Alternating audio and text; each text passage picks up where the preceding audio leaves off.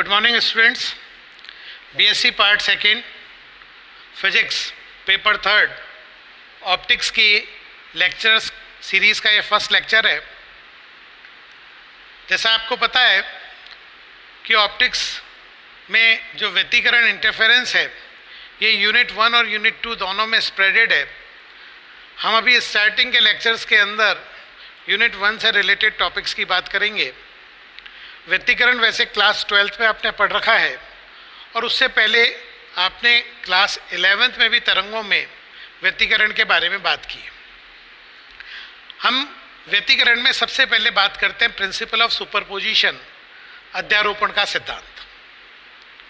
अध्यारोपण का सिद्धांत ये कहता है कि जब दो या दो से अधिक तरंगें समान दिशा में गमन करती है तो किसी भी बिंदु पर परिणामी आयाम दोनों तरंगों के विस्थापन के बीजीय योग के बराबर होगा। यानी अगर मान लीजिए हमारे पास पहली तरंग है y1, दूसरी तरंग है y2, तो अध्यारोपण का सिद्धांत कहता है y इज इक्वल टू कितना होगा, y1 प्लस y2। ये किसी भी स्थान के लिए सत्य है। अब अगर व्यतिकरण अध्यारोपण की एक विशेष अवस्था है, अब दो तरंगें ऐसी हो सकती है जिनकी आवृत्ति समान हो, जिनकी आवृत्ति अलग अलग हो, वो समान दिशा में गति कर सकती है, विपरीत दिशा में गति कर सकती है, किसी कोण पे गति कर सकती है। क्योंकि हम यहाँ व्यतिकरण की बात कर रहे हैं तो यहाँ पर हमने माना है कि जो दोनों तरंगें हैं वो समान दिशा में गमन कर रही है और इसीलिए दोनों की और साथ में आवृत्ति दोनों की समान है। ये व्यतिकरण की एसेंशियल कंडीशन है कि हम यहाँ पर पहले ही ले रहे हैं कि जो ओमेगा है वो दोनों का समान है और दोनों का जब ओमेगा समान है तो तरंग दैर्ध्य भी समान होगा। क्योंकि जब आवृत्ति समान है, वेग समान है तो तरंग दैर्ध्य समान होना है।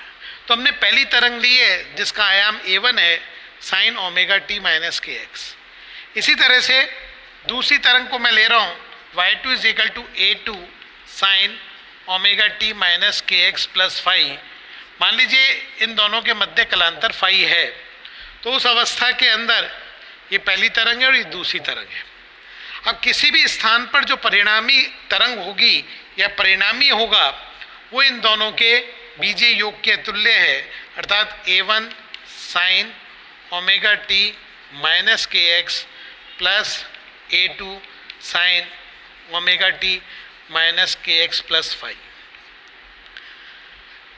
जैसा कि यहाँ पर देखें, इस साइन फंक्शन को मैं a प्लस बी मान लेता हूँ, omega t minus k x को a मान लेता हूँ, इसको b मान लेता हूँ, तो साइन a प्लस बी से हम इसको एक्सपेंड करेंगे तो हमारे पास रिजल्टेंट की फॉर्म में पहले पद में कोई परिवर्तन नहीं है, फर्स्ट टर्म वो का वही है, लेकिन दूसरे पद में हम यहाँ पर सबसे पहले a प्लस बी लेते हैं तो साइन a प्लस बी का फॉर्मूला होता है sine a cos b।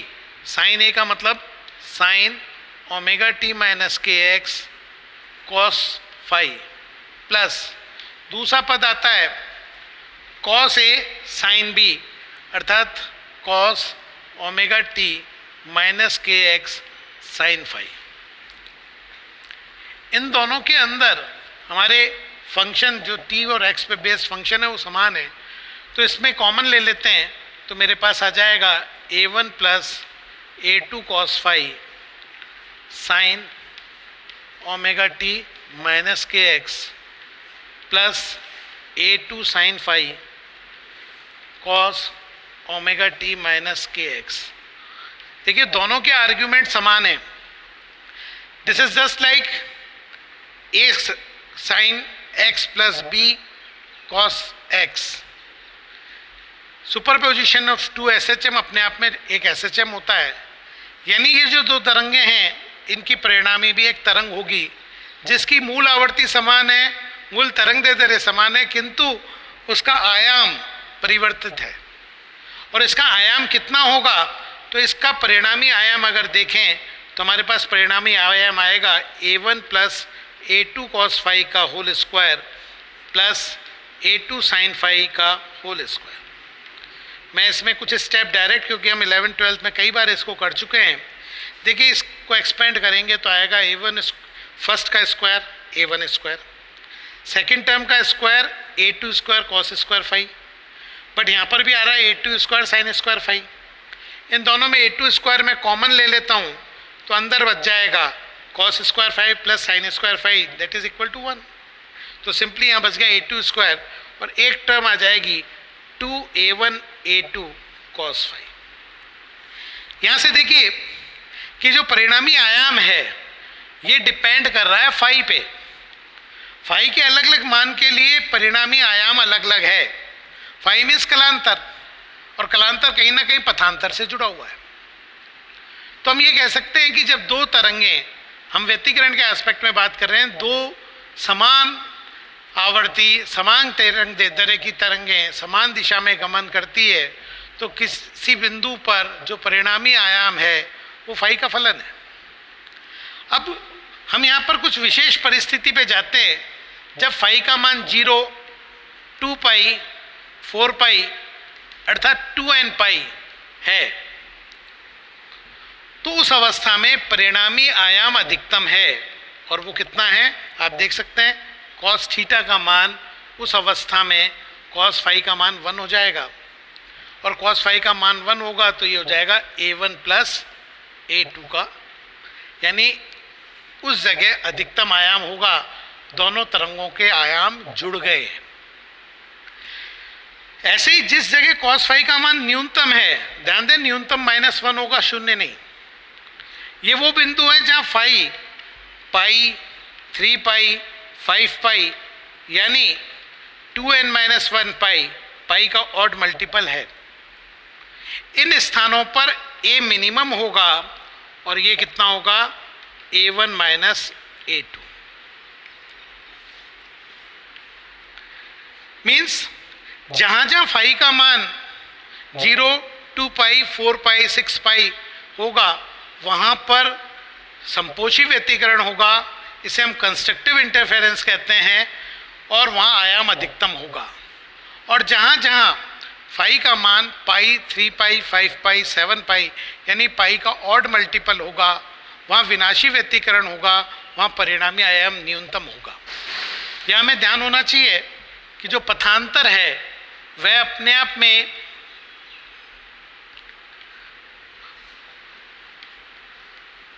Phi से इस तरह से एसोसिएट है। इस आधार पे अगर हम इस परिस्थिति में पथांतर का मान ज्ञात करते हैं, पार्ट डिफरेंस की कैलकुलेशन करते हैं, तो ये वो बिंदु होंगे जहाँ पे पार्ट डिफरेंस लैम्डा 2 लैम्डा यानी n लैम्डा के इक्वल होगा। यानी जहाँ जहाँ पथांतर लैम्डा का पूर्ण गुणज है, ये वो बिंदु है जहाँ फाई 2 पाई का मल्टीपल है और ये संपोषी व्यतिकरण है। इसी तरह से इस जगह पार्ट डिफरेंस जहाँ विनाशी व्यतिकरण है, वहाँ अगर हम निकालेंगे तो हमारा पार्ट डिफरेंस आएगा lambda by 2, 3 lambda by 2, 5 lambda by 2 अर्थात 2n-1 लैम्डा बाई 2। अगर यहाँ से देखें तो इसे हम तरंग रूप से भी समझ सकते हैं। तरंग रूप के लिए हम यूँ समझें कि मेरी जो दो तरंगें हैं कब विनाशी व्यतिकरण देगी और कब संपोषी व्यतिकरण देगी। पहली अवस्था देखें, मान लीजिए पहली तरंग है और ये दूसरी तरंग है। चित्र से आप देख सकते हैं चूंकि इनमें कलांतर 0 या 2 पाई का मल्टीपल है, तो जहाँ श्रृंग आ रहे हैं वहाँ श्रृंग आएगा, गर्त आ रहा है वहाँ गर्त आएगा। यानी जहाँ पर क्रिस्ट है वहाँ क्रिस्ट, ट्रफ है ट्रफ। तो परिणामी जो तरंग आएगी उसका आयाम कुछ इस तरह से होगा और वो दोनों ऐड हो चुके होंगे। ये संपोषी व्यतिकरण है। ऐसा स्थान जहाँ पर इससे विपरीत अवस्था है,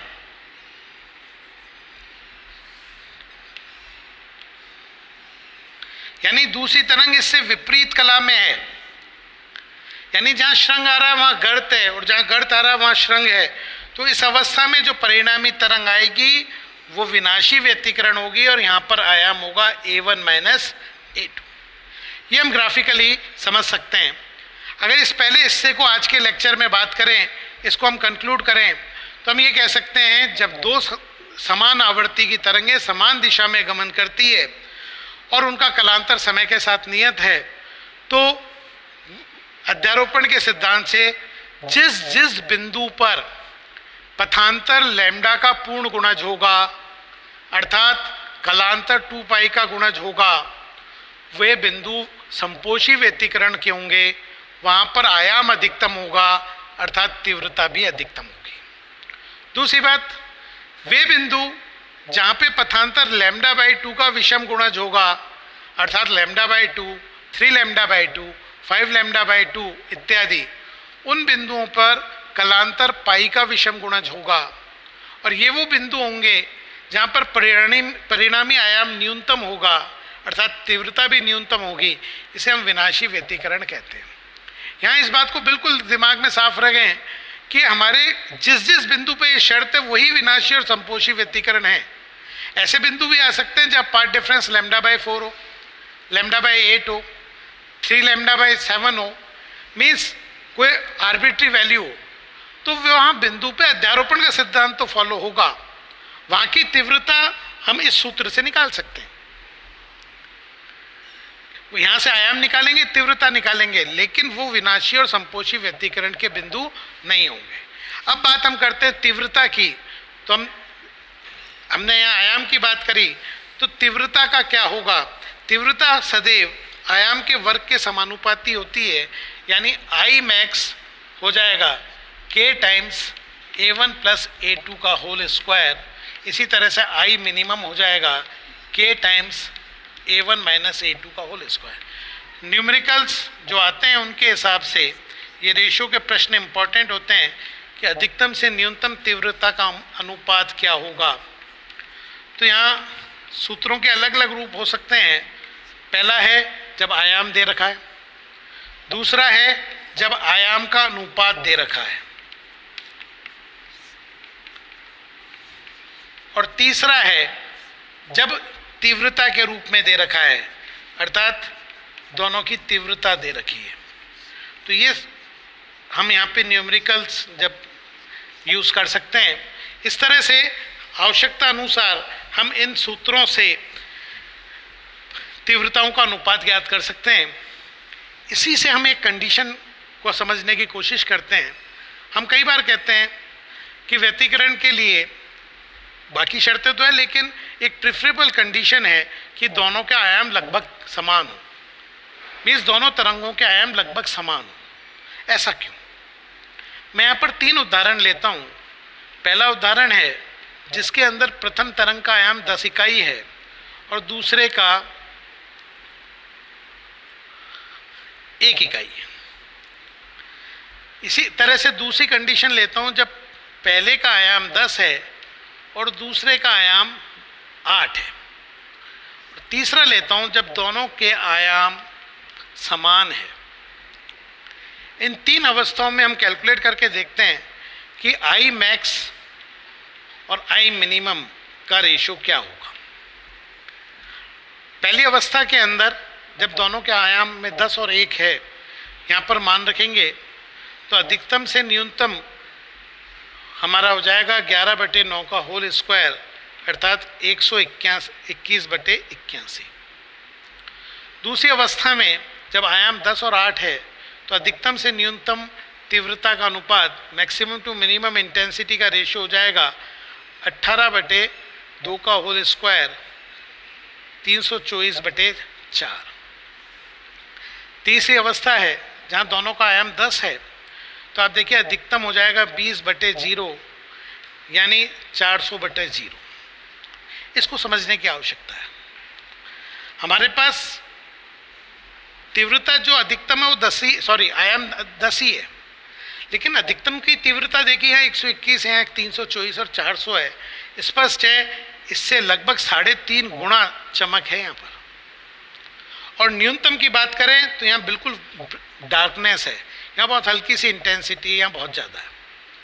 अब पहली अवस्था में देखें तो यहाँ तीव्रता का परिवर्तन 81 से 121 हो रहा है, यानी तीव्रता एकदम शून्य नहीं हो रही, एक मान में परिवर्तन हो रहा है 81 से 121। तो सामान्यतः हम इसे डिटेक्ट करेंगे तो बहुत अच्छा कंट्रास्ट नहीं मिलेगा। इस अवस्था में देखिए तीव्रता बदल रही है 4 से 324। बहुत आसानी से 4 और 324 को हम डिफ्रेंशिएट कर सकते हैं, लेकिन सर्वश्रेष्ठ अवस्था है 400 और 0। ये वो अवस्था है जब डार्क का मतलब एक्यूरेट जीरो होगी। मैंने अभी कहा था कि व्यतिकरण में हर बिंदु मैक्सिमम मिनिमा नहीं है, कहीं अधिकतम तीव्रता, कहीं न्यूनतम, और बीच में कुछ बिंदु ऐसे भी आएंगे जहाँ तीव्रता इनके मध्य में है। अर्थात यहाँ पर तीव्रता 81 से 121 के बीच में है, यहाँ 4 से 324 के मध्य है, और 0 से 400 है। तो हम मैक्सिमा और मिनिमम को इजीली डिटेक्ट कर सकते हैं, यानी दोनों के अगर आयाम समान है तो हम यहाँ प्रेफरेबल कहते हैं कि व्यतिकरण के बेटर ऑब्जर्वेशन के लिए दोनों के आयाम समान हो। अभी तक के टॉपिक को कंक्लूड करता हूँ मैं, उसके बाद एक छोटा सा हिस्सा और आज करेंगे। हम यहाँ पर अध्यारोपण के सिद्धांत की बात कर रहे हैं। मूलतः अध्यारोपण का सिद्धांत दो तरंगों के दो या दो से अधिक तरंगें जब किसी बिंदु पर मिलती है तो परिणामी विस्थापन उन सभी तरंगों के विस्थापन के योग के इक्वल होता है। इस आधार पर हमने व्यतिकरण की शर्त को प्रारंभ किया। व्यतिकरण के लिए हमने दोनों तरंगें समान दिशा में गमन करती ली, दोनों की आवृत्ति समान है अर्थात तरंगदैर्ध्य समान है, कलांतर फाई लिया तो हमने देखा कि जो परिणामी आयाम है वो फाई का फलन है। जहाँ विशेष अवस्थाएं हैं, जहाँ फाई 2 का मल्टीपल है वहाँ संपोषी व्यतिकरण है, जहाँ फाई पाई का विषम गुणज है वह विनाशी व्यतिकरण है। वहाँ पर तीव्रता के अनुपात क्या होंगे इनको डिस्कस किया। अब हम यहाँ एक पर्टिकुलर केस और बात करना चाहते हैं जब दोनों के आयाम समान हो। देखिए अगर दोनों के आयाम समान है तो उस अवस्था में परिणामी आयाम क्या होगा उसको लिए हम एक छोटा सा फॉर्मूला डिड्यूस करना चाहते हैं। मान लीजिए दोनों के आयाम समान है तो हमारा जो परिणामी आयाम आएगा उस सूत्र में ही आ जाएगा a1 square plus a1 square plus 2a1 square cos square phi cos phi sorry देखिएगा 2a1 square plus 2a1 square cos phi. यहाँ से 2a1 स्क्वायर कॉमन लेता हूँ तो ये बचेगा 1 प्लस कॉस फाई।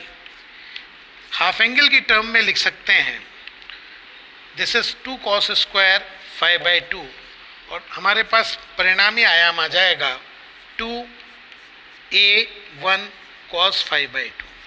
यानी जब दो तरंगें समान आयाम की एक समान दिशा में गमन करती है तो जो परिणामी आयाम आएगा वो आएगा 2a1 cos 5/2। यहाँ फाई के अलग अलग मान रख के हम परिणामी आयाम ज्ञात कर सकते हैं। और इसी तरह से तीव्रता की बात करें तो तीव्रता हो जाएगी 4a1 स्क्वायर cos स्क्वायर 5/2। ध्यान दीजिए 4a1 मैक्सिमम इंटेंसिटी को रिप्रेजेंट करता है तो ये फॉर्मूला बन जाएगा I max cos स्क्वायर 5/2।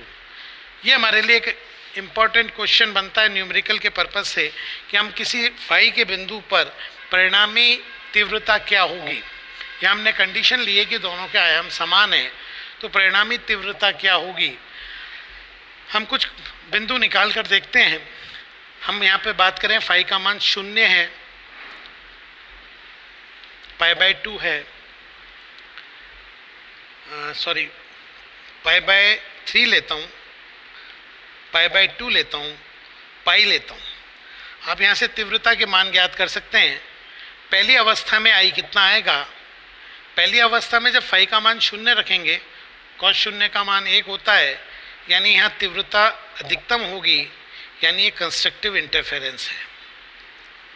दूसरी अवस्था जब 5/3 रखेंगे, 5/3 का हाफ होता है π/6 cos 30 डिग्री, cos 30 डिग्री की वैल्यू होती है √3/2। तो अगर यहाँ पर हम निकालेंगे तो तीव्रता आएगी 3/4। देखिए यहाँ तीव्रता न अधिकतम है न्यूनतम है, ये अधिकतम की 3/4 है। इसी तरह से जब यहाँ π/2 रखता हूँ, π/2 का हाफ करेंगे तो ये π/4 है, cos π/4 का मान होता है 1/√2। इसका मतलब यहाँ पर इंटेंसिटी अधिकतम की आधी हो जाएगी। और जब फाई रखता हूँ मैं मान π/2 हो जाएगा, cos 90 0 होता है, इस समय इंटेंसिटी 0 है। आप इस उदाहरण से समझ सकते हैं कि जो हमारी व्यतिकरण फ्रिंज है या जहाँ जब दो तरंगें व्यतिकरण करती है तो तीव्रता अधिकतम से न्यूनतम के अंदर वेरी करती है, कहीं 3/4 भी है, हाफ भी है, 1/4 भी है। तो ये आज की हमारा क्लास का टॉपिक था, प्रिंसिपल ऑफ सुपरपोजिशन। यहाँ से हम देखते हैं कि हमारे व्यतिकरण में केवल और केवल आयाम में परिवर्तन हो रहा है, तीव्रता में परिवर्तन हो रहा है। अगली क्लास में हम व्यतिकरण में द्विस्लिट प्रयोग, डबल स्लिट एक्सपेरिमेंट की बात करेंगे। Thank you.